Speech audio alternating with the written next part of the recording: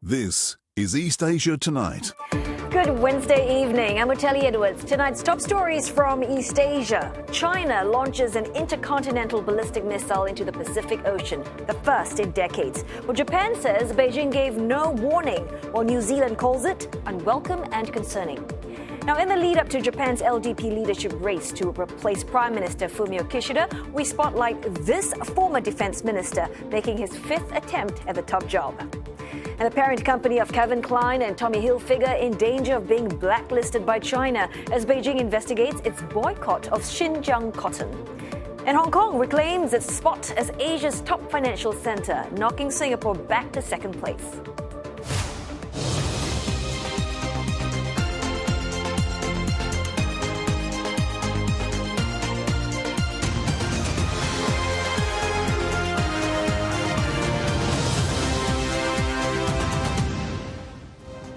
Also in East Asia tonight, North Koreans looking to escape to China may find it tougher to evade capture. A report says Chinese border police are being given quotas to identify and expel illegal migrants. And Chinese tourists discover a new world of hospitality and cultural experiences in the Middle East. We'll delve into why it's becoming the go-to destination for more Chinese travelers.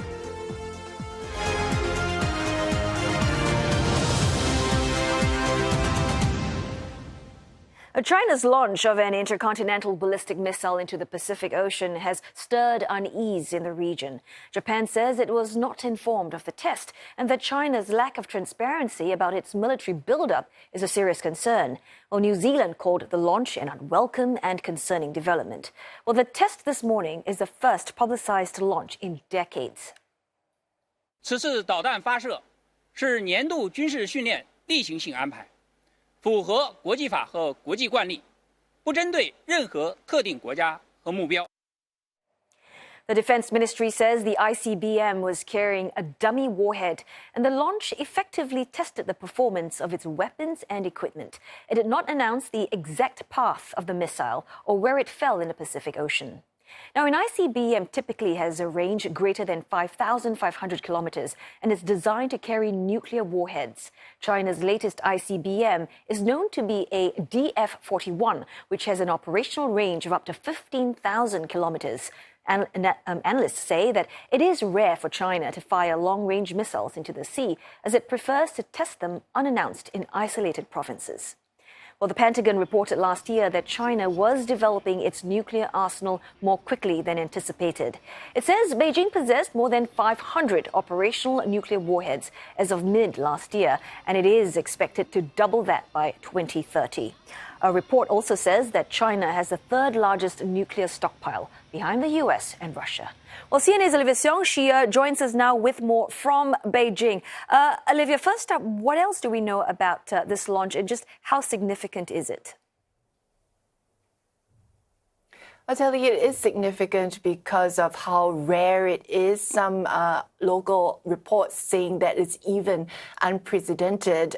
Prior to this, China had only publicly announced they had launched an ICBM into the South Pacific once more than 40 years ago, back in 1980. And that was reportedly a launch for scientific research to test the range of China's first ICBM, the DF-5. This time, though, the Defense Ministry has conducted what local reports have called a full-range combat-ready ICBM launch test into the Pacific. But there is still a lot we do not know from the Defense Ministry statement. We do not know what type of ICBM exactly was launched, where it was launched from, its trajectory, and where it landed. We only do know is that the Defense Ministry say that it fell into expected sea areas. But what we do know publicly, at least, is that China's most advanced ICBM is the DF F-41 that you mentioned there, which first came into service back in 2017. And we did see it being displayed publicly about 5 years ago to this day when China marked the 70th anniversary of the People's Republic. Next week, it marks its 75th anniversary. That ICBM is said to be able to reach the U.S. mainland. And so certainly given the heightened tensions that we have been seeing between China and the U.S. and its allies, this latest move is certainly going to increase the skepticism in the international community. Yeah, aside from skepticism, have you mentioned that, this launch is rather rare, it's kind of unprecedented. So then what are the implications then? Well, we are looking at what sort of signals that China is trying to send by publicly announcing this launch, but we do not, again, have much from the Defense Ministry. It is saying that this is a routine test that it's carrying out to test the performance of the weapon system and the training level of troops. China says it did inform the relevant countries, although it did not specify which countries exactly it had informed. Japan did not comment on this, but says the ICBM did not pass over its territory. One analyst I spoke to said that while it is routine for countries that do possess these ballistic missiles to test them, China has been expanding and upgrading its nuclear weapons and delivery systems over the past decade, along with the rest of its military. Remember that China has said that its goal is to create a world-class military by mid-century, which has put it under greater international scrutiny. Now, even as China, although it says it continues to adhere to a peaceful path of development and it maintains a defensive national defense policy. Now, local reports, however, do say that this is a demonstration of the country's nuclear deterrence capabilities, and observers say possibly China wanting to send a signal that it is able to deter or seriously discourage at least a U.S. role in any sort of conflict that may occur here in the region. The timing here also key. Earlier this week, we saw that Japan had protested when China and Russia conducted those joint military drills, accusing its aircraft of invading Japanese airspace. Also shortly after the Quad Leaders Summit that took place a few days ago, and a few months before, we saw the U.S. Deploying its mid-range missile system during a joint exercise with the Philippines, with which we know China has had increased clashes with in the disputed South China Sea. So the question remains, what sort of spillover implications could this be as China seeks to boost its own military capabilities that could result in a response from the U.S. and this ongoing cycle where we will continue to see this rivalry and tension on the military front between the U.S. and China continue to be perpetuated. Ateli.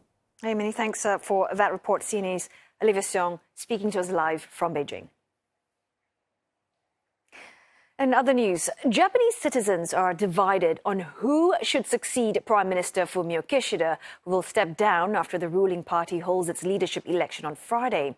Well, according to public broadcaster NHK, polls with lawmakers and party members show strong support for three candidates, and they are Shigeru Koizumi, son of former Premier Junichiro Koizumi, whom we profiled yesterday, if you recall.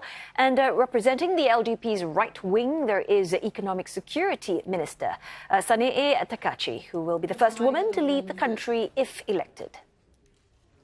有力的には石破さんとか高市さんが出てきている中で、やっぱしちょっと初めての女性総理じゃないですけど、ちょっとなってもらえたらまたちょっと政治も変わるのかなと思って、高市さんちょっと応援しようかなと思ってます。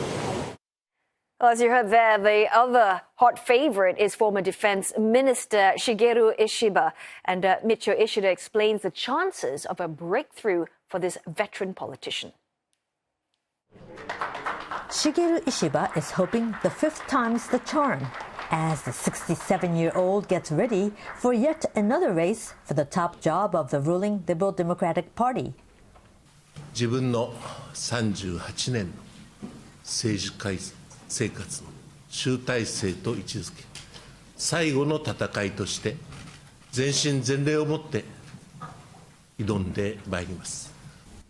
a banker turned politician, Mr. Ishiba was elected to the lower house of parliament in 1986. He held various cabinet posts before and was Minister of Defense in the Yasuo Fukuda government between 2007 and 2008. Running for LDP president for the last time, Mr. Ishiba made an eyebrow-raising proposal for a NATO-like security framework in Asia. 集団安全保障、そういう機構がアジアには存在をいたしておりません。日本国の独立と平和、そしてアジアの独立と平和、これをどのように維持をしていくのか。The former LDP Secretary General first threw his hat in the party leadership race in 2008. At that time, he got the least number of votes in a 5-horse race that saw former Prime Minister Taro Aso emerge the winner. Mr. Ishiba ran again in 2012 in another 5-way battle. In 2012, Mr. Ishiba had more support from the local LDP chapters than any other candidates, but lost in the runoff against Mr. Shinzo Abe, as rank-and-file members were not allocated voting entitlement. And Mr. Abe won. This time, local chapters can vote in the runoff, but are entitled to only 47 votes. Still, it will represent just 13% of the total votes that will be cast if the election goes into a runoff on Friday. It's a system that's been criticized for failing to give adequate representation to the grassroots of the party. In media polls, Mr. Ishiba is consistently ranked among the top favorites for LDP president. But in this election, the public cannot vote. Mr. Ishiba is factionless like his younger opponent, Shigeru Koizumi. The difference is, Mr. Koizumi already has the backing of a party heavyweight who is also a former prime minister, with Yoshihide Suga throwing his support behind the 43-year-old. Mito Ishida, CNA, Tokyo.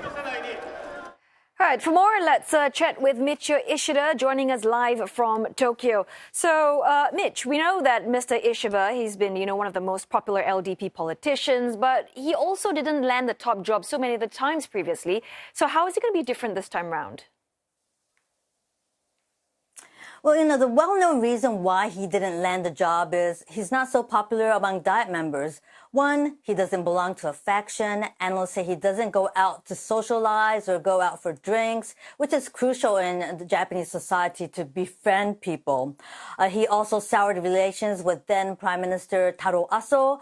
When Mr. Aso was Prime Minister and his approval rating was low, Mr. Ishiba reported to have demanded Mr. Aso to step down. And since critics say there's been friction between the two, and Mr. Aso has his own faction. The Aso faction has over 50 Diet members and could affect the result of the election. And gaining the support of the biggest Abe faction is also crucial, but its owner, the late Shinzo Abe, was Mr. Ishiba's rival twice in the LDP presidential race. So critics think Mr. Abe's faction members will not support him. By the way, the Abe faction is set to dissolve soon for playing a major role in the political fund scandal, which surfaced late last year. But Mr. Ishiba is trying, at least, his people supporting him are trying to appease Mr. Aso and the Abe group. Now, at the National Press Club during the candidates' debate earlier this month, Mr. Ishiba was actually asked about what he needed to gain party support. And this was his response. 顔が怖いとかこればっかりどうしようもないのでありますが、そこもなるべく笑顔が必要だよねと言われるので、心がけているところでありますが。Well, Mr. Ishiba confessed he may have hurt people's feelings from time to time because what he believes is correct. It's difficult for him to withdraw, but he's learning to be more compassionate and to listen to others, not just to blurt out what he thinks is correct. Sounds like he's got a pretty dry sense of humor there. But I want to touch on his foreign policy, though, because Mr. Ishiba, he has proposed a NATO-like security framework in Asia. Do you think this proposal is going to help him gain support within the party in any way? Well, one of his rivals in the LDP presidential race, Party Secretary General Toshimitsu Motegi, who was also foreign minister, Mr. Motegi said in a debate earlier this month, he didn't think the Asian version of NATO was realistic. Now, Mr. Ishiba tried to explain and justify his position. He said in the Asia-Pacific region, there are U.S.-Japan Security Agreement, U.S.-ROK, South Korea Security Agreement, ANZUS, or the Security Treaty of Australia, New Zealand, and the U.S., the five-power defense arrangement of the U.K. He said Japan can first of all join ANZUS and make it JANZUS, as in Japan, JANZUS, and then include Asian countries with shared views. He wants to also join the Five Eyes, or a five-nation intelligence framework of the UK, Australia, New Zealand, Canada, and the US. And he's lined up all these security proposals on the back of the war in Ukraine. He thinks that because Ukraine was not in NATO, the war in Ukraine took place. And he thinks it's time to consider how to protect the independence and peace of Japan, independence and peace in the rest of Asia by forming its own framework. Now, he explained, given the security environment in the region, with more talking about East Asia could be the next Ukraine, he decided to run at this time in the party race. And Mr. Ishiba has his own idea when it comes to defense and security. Japan hosts about 50,000 U.S. military personnel, with the majority, the big presence in Okinawa. Japan has no security presence in the United States. And Mr. Ishiba proposed opening Japan's self-defense force base in the U.S., aiming for a reciprocal agreement. Now, all this to step up Japan's deterrence. Now, on the back of frequent natural disasters, it's another unique proposal which comes from him. He wants to establish an agency for disaster prevention and mitigation. He said he stayed overnight in evacuation shelter to understand the needs of disaster victims. And he's known as a firm supporter of rural revitalization, one reason why local LDP chapters support him. But the key for him is to win this election is by gaining support from Diet members. Well, it sounds like it's shaping up to be a really exciting LDP leadership race. Looking forward to that on Friday. Thanks so very much, Mito Ishida, joining us live from Tokyo. Time now for a short break, but coming up next on East Asia Tonight, China's central bank cutting the interest rate on medium-term loans, a day after the country announced a series of measures to prop up growth. Trying to put the buzz back in its nightlife, Hong Kong said to be thinking of cutting its taxes on spirits.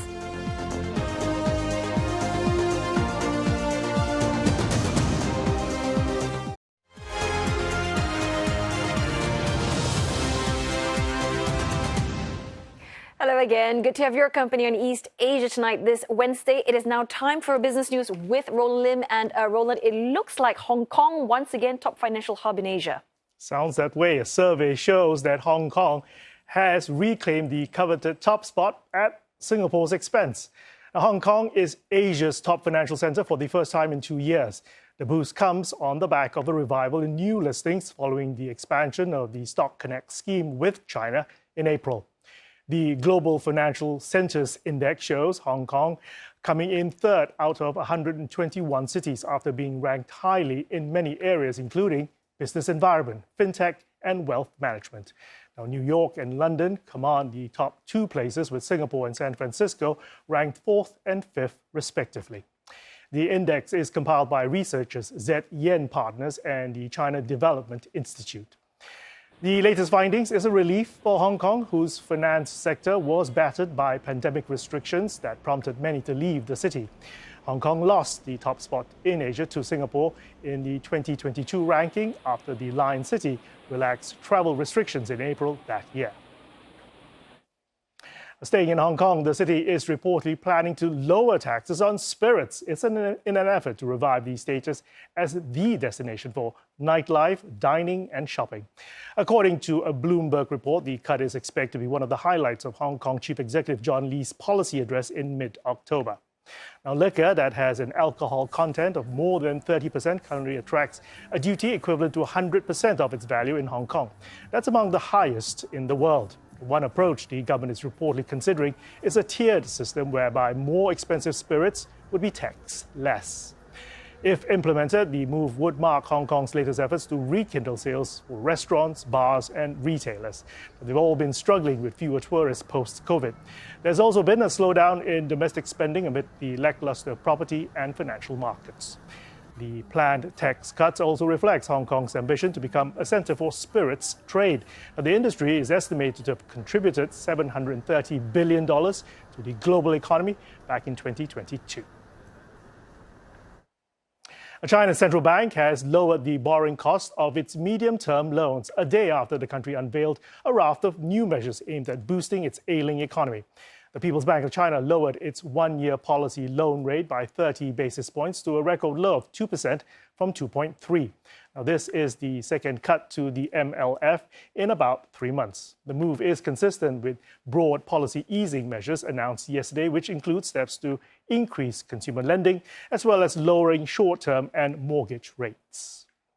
Investors continuing to ride high on that optimism. Shanghai Composite ended the day 1.16% high after surging more than 4% yesterday. Shenzhen Component also 1.2% in the green. Hong Kong's Hang Seng topping past that 19,000 key level after jumping to a 4-month high yesterday.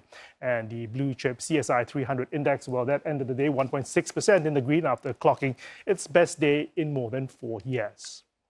The offshore CNY yuan, well, that's briefly rallying past that 7 per dollar level or milestone for the first time in 16 months after a series of moves by the PBOC to loosen monetary conditions.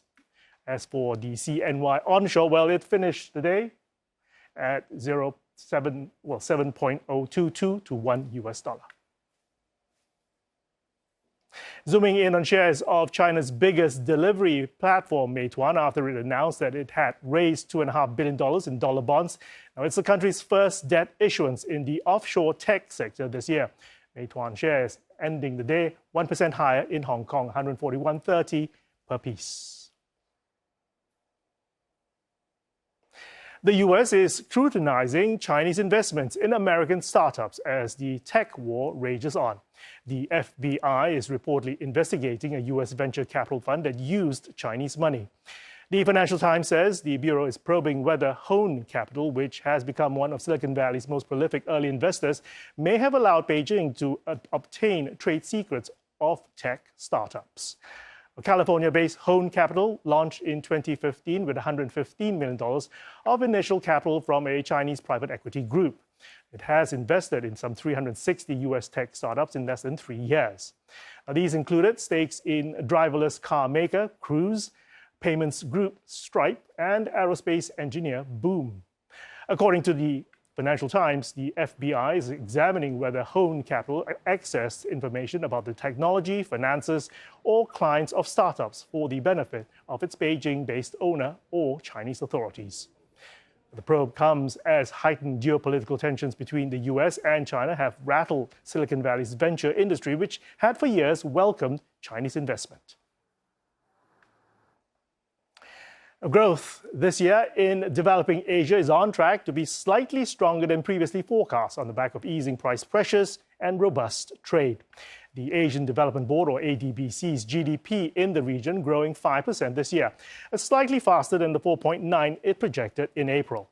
The multilateral lender kept its growth forecast for 2025 unchanged at 4.9%. The ADB said rising global demand for electronics has helped high-tech exporters in East Asia drive further growth in the region. Inflation is expected to continue to ease to 2.8% this year, which will boost demand. Those growth drivers have offset persistent weakness in China. China's GDP expected to expand just 4.8% this year, below the around 5% growth target by Beijing. But the ADB said that several downside risks cloud the outlook for Asia, and this includes China's property downturn, which is expected to further deteriorate, as well as rising protectionism, depending on the outcome of the U.S. presidential election, and escalating geopolitical tensions. In other stock market news, Japan's Nikkei 225 snapping a 4-session winning streak, ending lower in choppy trade. Traders attribute the declines to profit-taking. Similar story for South Korea, where the Kospi ended a 6-session winning streak to close in the red as well. Taiwan, however, bucking the trend, investors cheering better than expected export orders in the month of August. And that is the latest in business. Otelis, back to you. Thanks, Roland. Coming up on East Asia tonight, 130 million Chinese tourists are set to travel overseas this year. Where are they headed and what's driving the trends? We'll hear from our correspondent Tan Sihui and our special guest, Professor Lawrence Loh.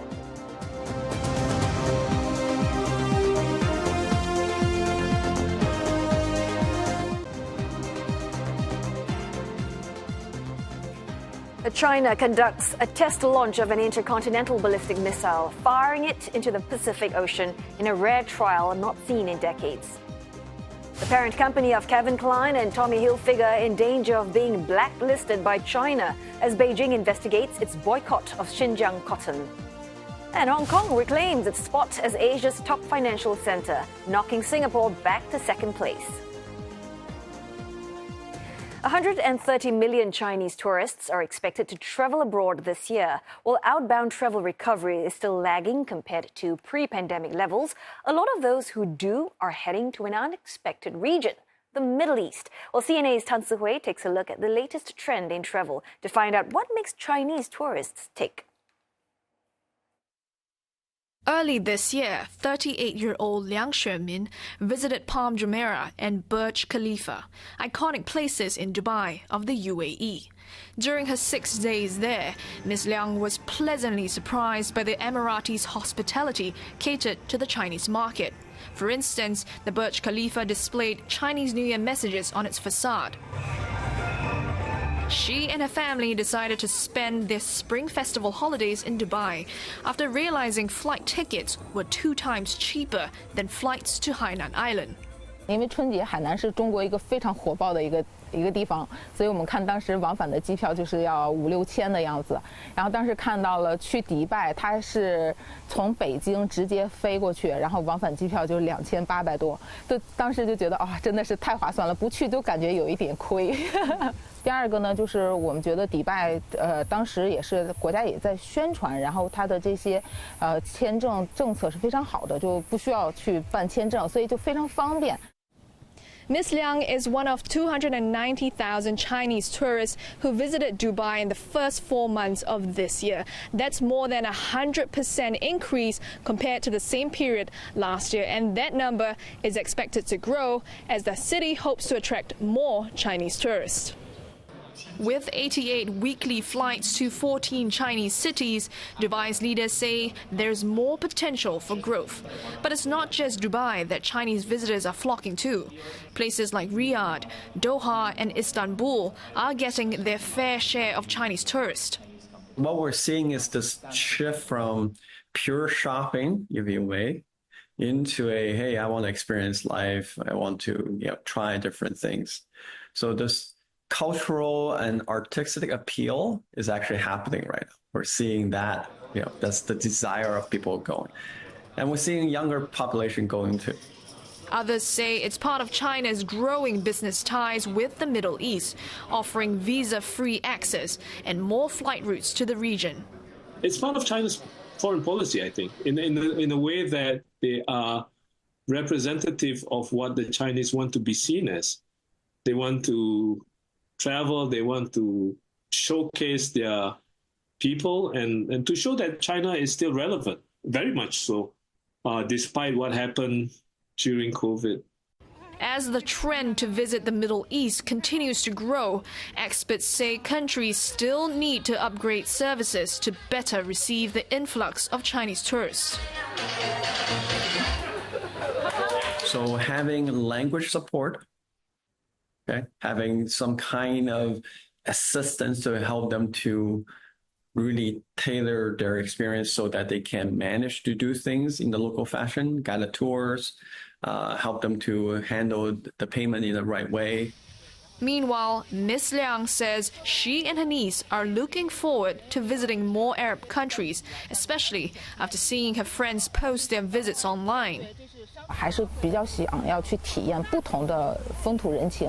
像中东的，比如说埃及这边，其实埃及跟中国国内的这些可能会差异更大一些，所以我们也希望去当地去真实的感受一下。Some 130 million Chinese tourists are expected to travel abroad this year, up by half from 2023. Tan Sihui, CNA, Beijing. For more, let's bring in Professor Lawrence Loh from NUS Business School in Singapore, as well as CNA's Tan Sihui in Beijing. Well, first question to you first, Professor. Now, before COVID, we know that China had the world's largest group of travelers and was also the top spender in global tourism. But now that China's reopening, right, do you think we're going to see a rebound in travel, even though the economy is slowing down, even though the young professionals are tightening their belts? I think definitely we will see a rebound, but I would say it's more selective and calibrated. In fact, the rebound will be based on budget-sensitive and cost-conscious travel to places beyond Middle East, and I think it will also include many countries in Southeast Asia. I just want to bring us back to like Sihui's story about we seeing all these Chinese tourists, right, heading to the Middle East, places like Saudi Arabia and Egypt.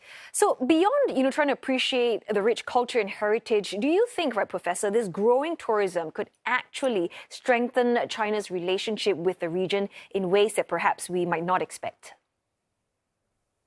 I think, of course, tourism is part of, human exchanges, and definitely this will bring about bigger understanding between the people of both countries. So I believe this will actually provide a stronger foundation to build relationships between China and the destination.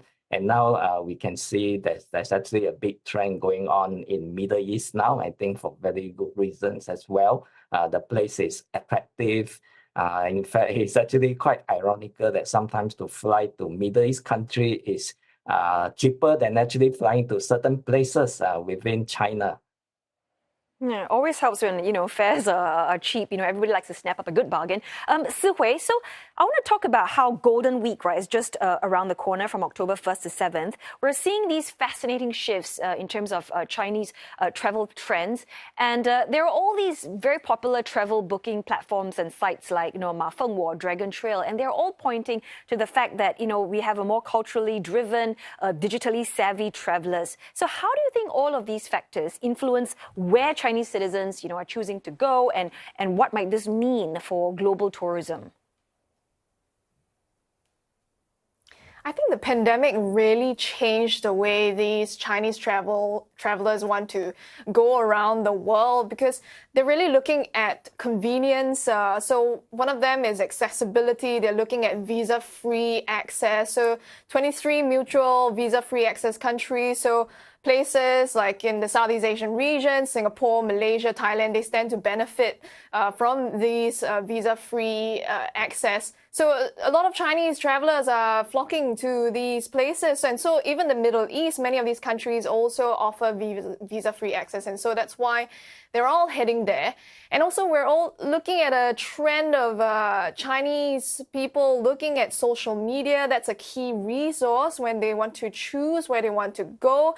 So they're looking at Xiaohongshu, they're looking at Douyin. They want to see which places their friends and families are going to, and they see these pictures and videos, and they want to go there. So the young travelers, they're not really looking at tour agencies anymore. They're not expecting a bus to bus them to these places. They want to show off to their friends and families, oh, I'm going to this new destination. I'm experiencing these new cultural experiences. So it's really a shift from pure shopping to experiences. And so that's why countries really need to kind of adjust and cater to this new group of Chinese travelers. But there's also another kind of trend that we saw is that, these Chinese travelers are not even leaving the country. There's a huge boost in domestic tourism. In fact, this year, they're looking at a record high of domestic tourism spending, $1 trillion even the recent Mid-Autumn Festival earlier this month, the Chinese government also showed that there is a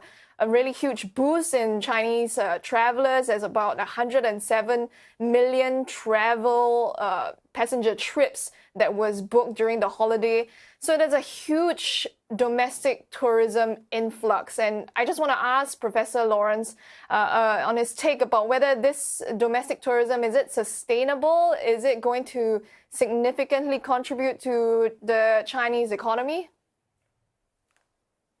Yes, I think domestic tourism is, of course, a very strong mainstay in terms of the travel patterns of people in China.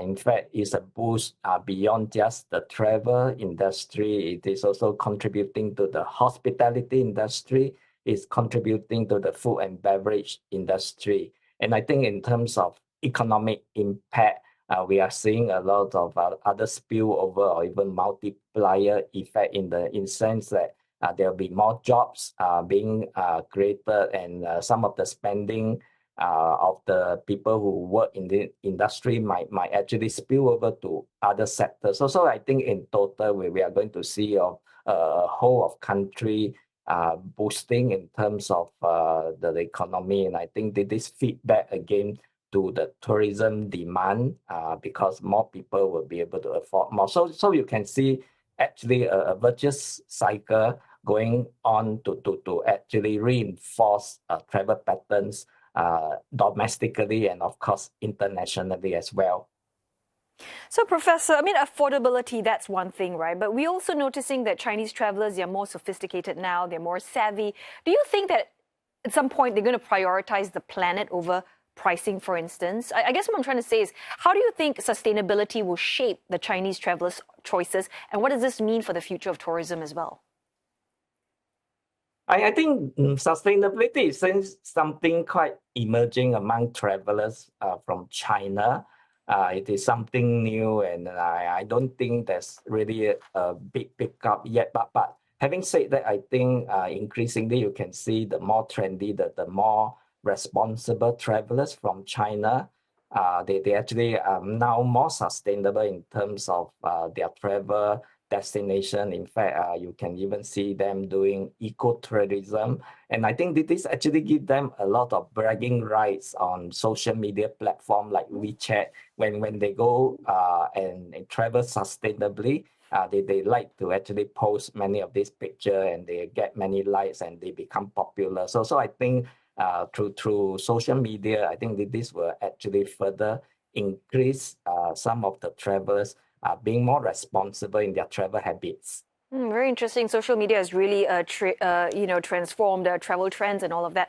Sihui, now we'll talk about how, international visitors to China, right? I mean, that still seems to be lagging at this moment. But do you think that spending by foreign tourists on the mainland this year actually hit 715 billion yuan, but that is about a quarter below the 2019 level. So what do you think is keeping them away? Yeah, I think it only depends on the regions or the countries, because in Asia, when we look at Asian tourists to China and also African tourists to China, that the recovery is still good. But when we look at certain countries such as like the US, it's still lagging behind. Previously, before COVID, there were 300 weekly flights between China and the US. Now we're only looking at 100 weekly flights between those two countries. And so we can see that's also attributable to geopolitics. So we're looking at the China-US tensions. That's one of the reasons why the American travelers are not coming to China.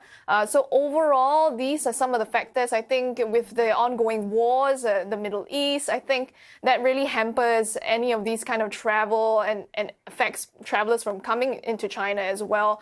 But overall, I think for China's recovery in terms of the travel recovery really hinges on international travel. And we have to see if these wars continue or not. That will really hinge on these international recovery and whether China's tourism can recover. But, China, they have been trying. I mean, they've been rolling out, various initiatives to try and woo the visitors back. And I'm curious, Silvia, because you're based in Beijing, right? Can you just tell us some of the alluring factors, that's out there that perhaps I want to consider going to China for my next trip? Yeah, I'll be happy to actually host you here in China because I think the main grounds that we hear from a lot of people who want to come to China is the facilitation, the payment facilitation. Most of everything that we pay here is through Alipay and through WeChat. And so we don't use cash here in China. And so I think the Chinese government is really looking into this. Now, a lot of the international cards can be bound into these apps.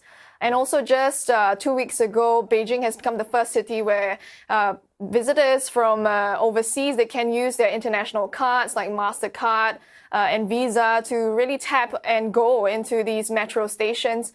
And then we're also looking at visa-free access. There's this new visa-free access, so 144 hours visa-free access. And so around 54 countries, visitors from 54 countries, they can come into China and visit certain cities like Shanghai and Hangzhou.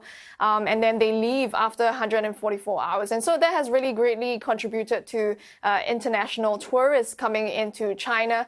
Lastly, I guess language could be an issue, maybe not for you, Otelli, you can speak Mandarin, but I think they're really boosting language support here in China. They're improving the signages at different tourism spots. They're also boosting the guided tours in terms of teaching multilingual. They're really giving multilingual support to these tourism sites.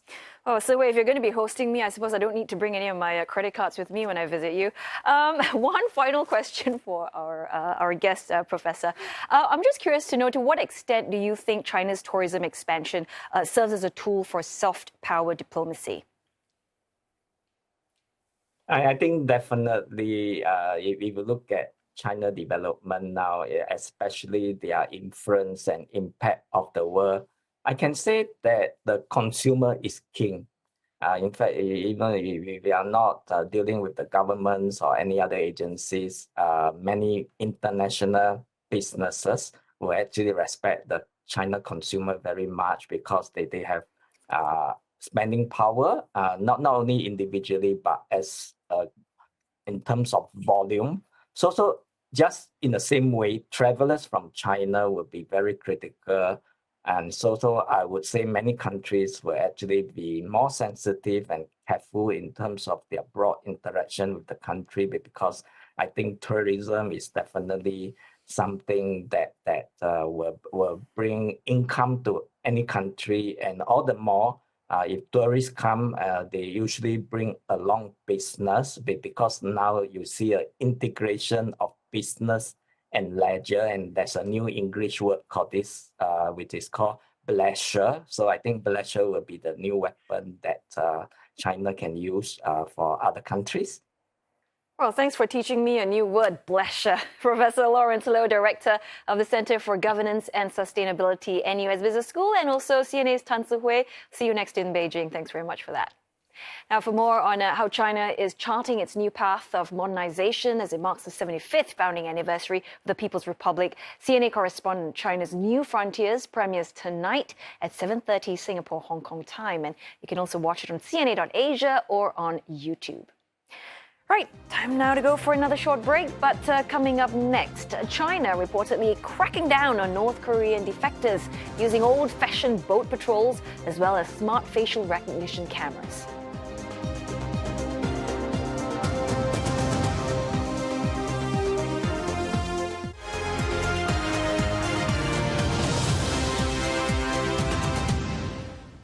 China says it's investigating the parent company of Tommy Hilfiger and Calvin Klein for unreasonably boycotting cotton from its Xinjiang region.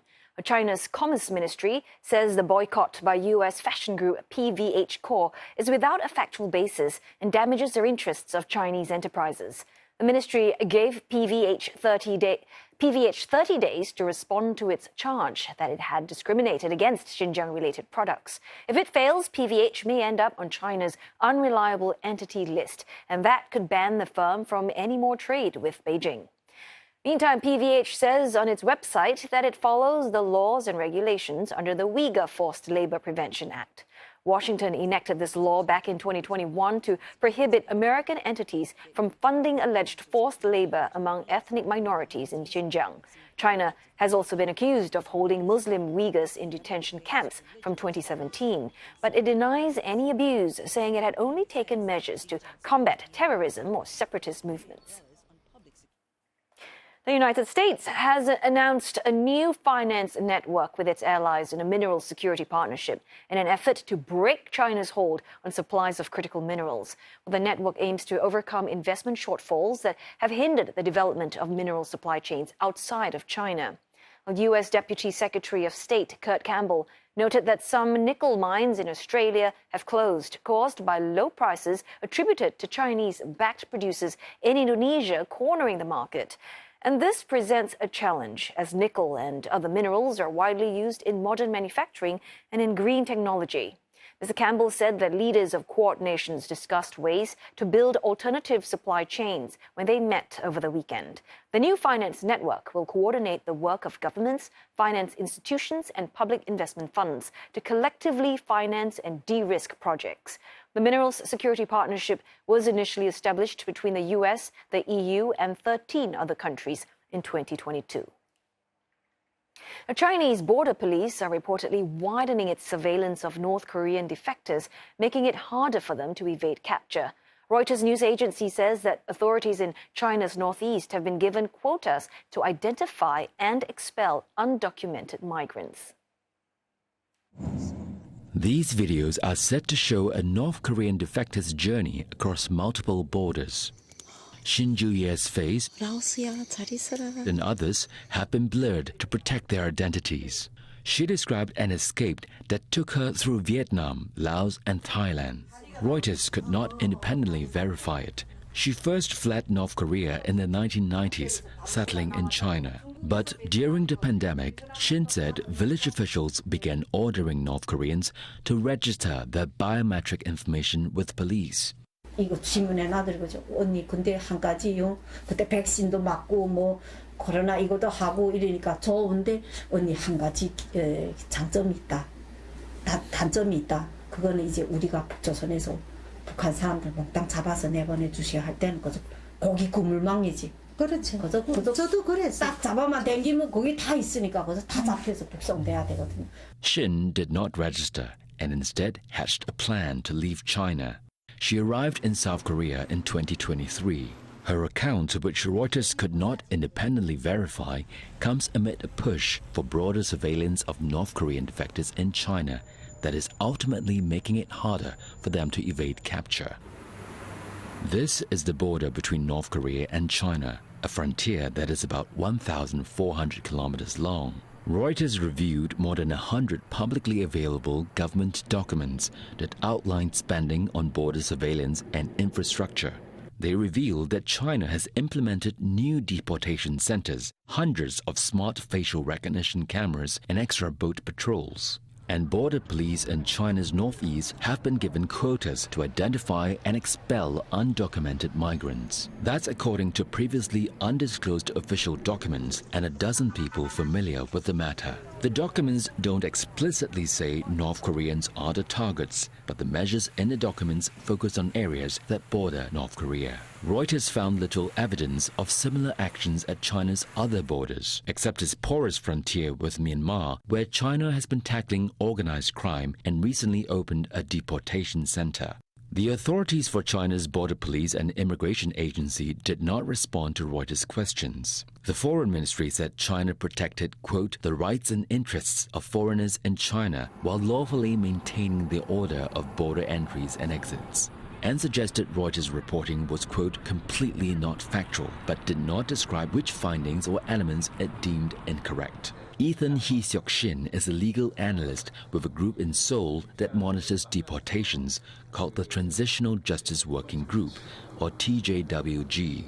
The Chinese government's official policy is that all North Korean escapees in their country are illegal economic migrants and not refugees or asylum seekers, which should be protected under international law. The group's executive director says China returned at least 60 North Koreans in April. Based on the interviews that PJWG has conducted, we estimate that roughly 7 out of 10 escapees who try to make their way out of the country are arrested and repatriated back to North Korea by the Chinese authorities. Multiple people told Reuters that the cracking down on unauthorized migration is not just about ensuring stability on China's periphery. One human rights specialist said Beijing is worried that if too many North Koreans find refuge in China, it could in time destabilize the North, spark reunification under the South, and ultimately hand the United States extra influence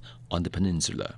At the same time, the defectors also give China leverage over the North, which has been getting increasingly close to Russia.